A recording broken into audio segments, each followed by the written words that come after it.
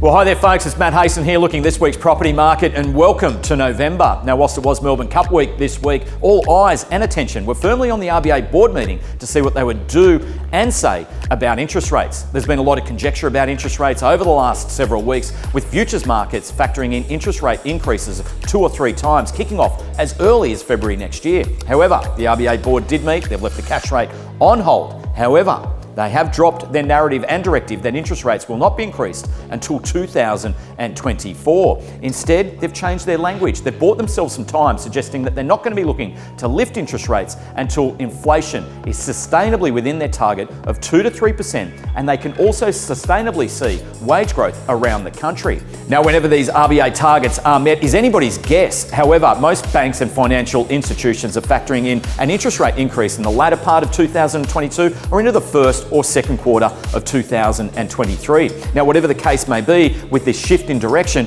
a lot of mortgage holders now rushing to fix in their interest rates. In fact, 47% of mortgages are now being fixed as opposed to 13% just 18 months ago, which would signal the days of ultra cheap cash are coming to a close. Now, also, we've been banging on about it since the first or second week of September that a lot of property's been coming to market, and we suggested that October there was going to be a surge in property listings. Well, the data supports the narrative. We've seen a jump of 25.5% in the number of listings coming onto the market in Sydney during October. That's the largest percentage increase Sydney has ever recorded. Now, with this larger volume of property coming onto the market, we've seen a little bit of downward pressure on prices, with Sydney asking prices dropping 0.7% to close out the month of October. Now, as we've been mentioning over the last several weeks, this is opening up the best buying opportunity for buyers to select and choose a property before the close of the year. And it's the best market conditions we've seen from a buyer's perspective over the last 2 years, which leads us into this weekend, folks, where we've got some amazing properties open for inspection, some great properties also going under the hammer.